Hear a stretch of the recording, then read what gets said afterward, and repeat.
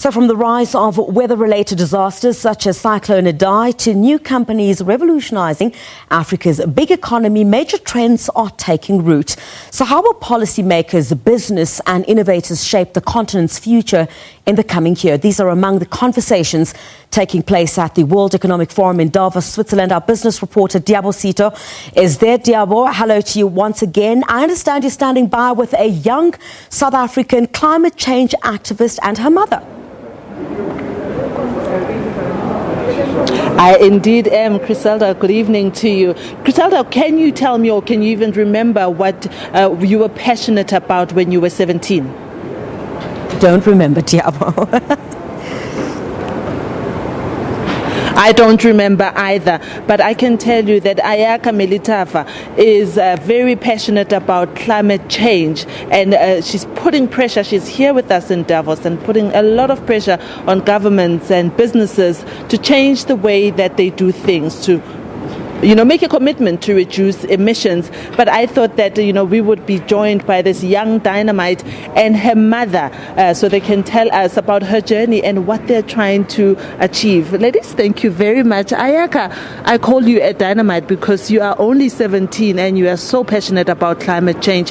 Why climate change? What caught your attention with it? Thank you for the question. I became a climate activist about 2 years ago when my family got severely affected by the Day Zero drought, the drought that hit the Western Cape. So it was very hard seeing Abantu around me having to buy water, having water restrictions, and people already suffering, people already poor. So having to buy water as well was a big hit. So I know that I had to do something about that and find out more information, because even my mom is a farmer and we rely heavily on the rain to actually produce agriculture and as well as veggies and stuff like that. So when there's no water, cows are dying, we can't really produce much, so the income was getting low as well. So I decided to actually take action and do something about it. And Umama here, she tells me that most of the time that she didn't understand what this thing you were passionate about is. But Mama, tell me, I'm sure you must be proud to see Ayaka standing in the world stage now, making her voice heard. Yes, at first I'm really proud of my daughter, and I'm really thankful that she is following what she really wants. At first I really didn't understand what she was busy with, because at that time she would go to school Monday to Friday and also wants money to go to school on Saturday. And for me, Saturday is a time that a person should be home and do help in the chores of the house, because she's not been in the house for the whole week. So when she started with this thing, I really didn't support her at first, but with Ayaka, you don't have a choice. If she's passionate about something, you'll end up joining her. Then after she started with ACA, that's when I started to realize that this woman means business. I need to find more about what she's busy with.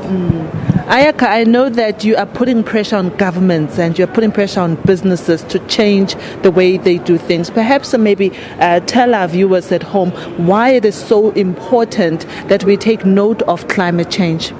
What people fail to understand is that climate change is linked to other socio-economic problems like xenophobia, violence against women and children, and gangsterism, and it's only making these other issues worse. So that's why you find that when you try to educate people about climate change, they always tell you, how can you tell me about climate change when I'm worried if my child's going to come back from school or not?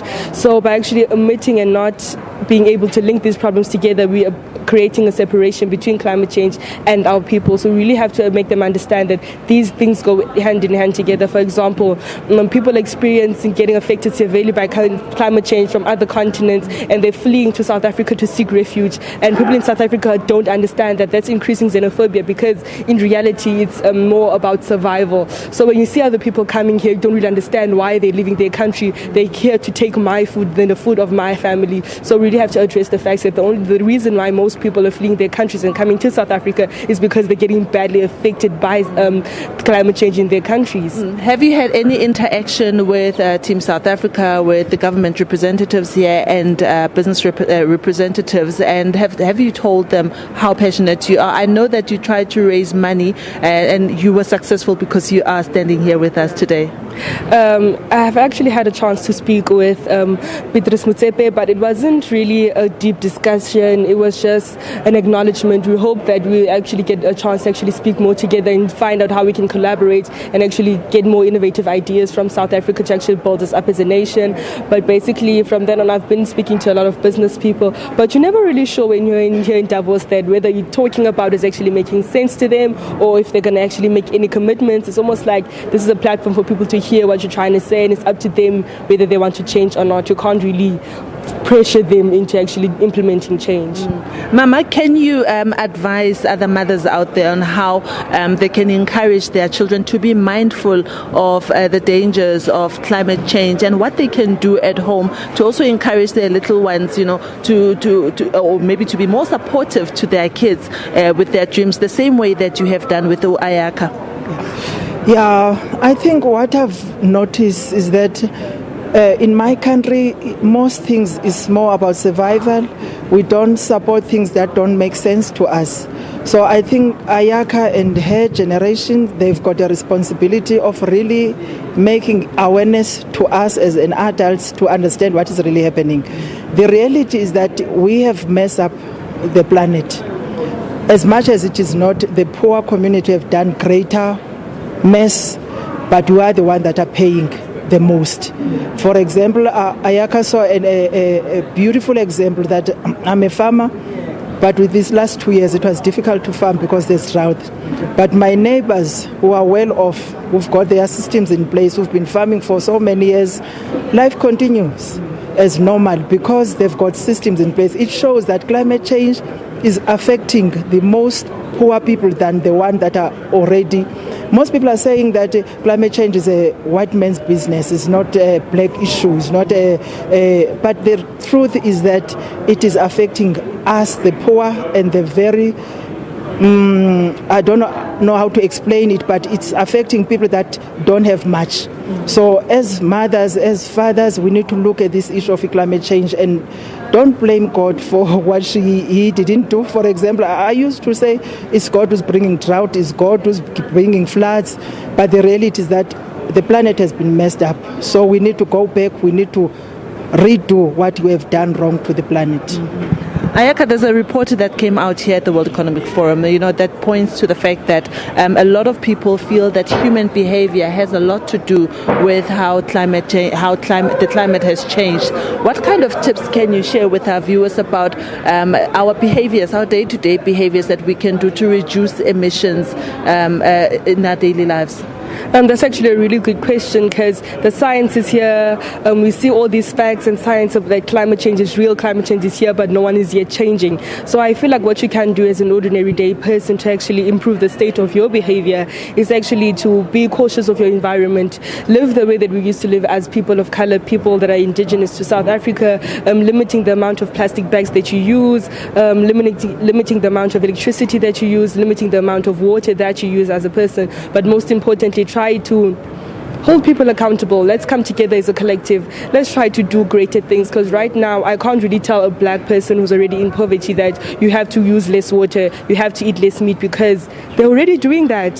So it's almost like we have to know our audience, we have to know who we're targeting. So it's basically more about awareness, raising awareness around our environments and in our community so that we can hold people of power more accountable, hold our governments accountable as we are doing right now, protests to actually raise awareness about climate injustices in our society.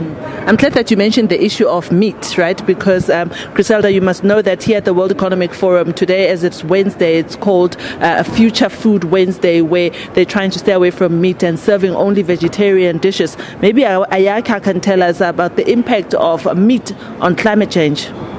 So basically meat has a big industry when it comes to reproduction, and it's almost like consuming and producing. So it's that context. So the more people want to buy meat and stuff like that, the more animals are dying. That means that the more animals are eating grass, the more animals are actually pooping, and that poop has methane. So it is actually bad for the environment, the amount of meat that we are consuming as people. So limiting your intake of meat could be really beneficial to you because of all the GMOs and all the chemicals that are put in our meat. It could be good for your health, but also good for the environment because it will be creating more space and giving animals a better life, I guess. I think I'm converted. I won't be eating meat. Mama, thank you very much for giving birth to Ayaka, for giving birth to an activist that will today change how we think and how we see the environment. We do really applaud you, and thank you for joining us, both of you, on SABC News. Thank you. Griselda, that was Ayaka Melitafa and her mother, and they were telling us about, their journey here at the World Economic Forum and how they're trying to put pressure on governments and businesses, and also educating you and I about how we can reduce emissions and how we can play a meaningful role in combating climate change or mitigating it. And with that, it's back to you in studio, Griselda.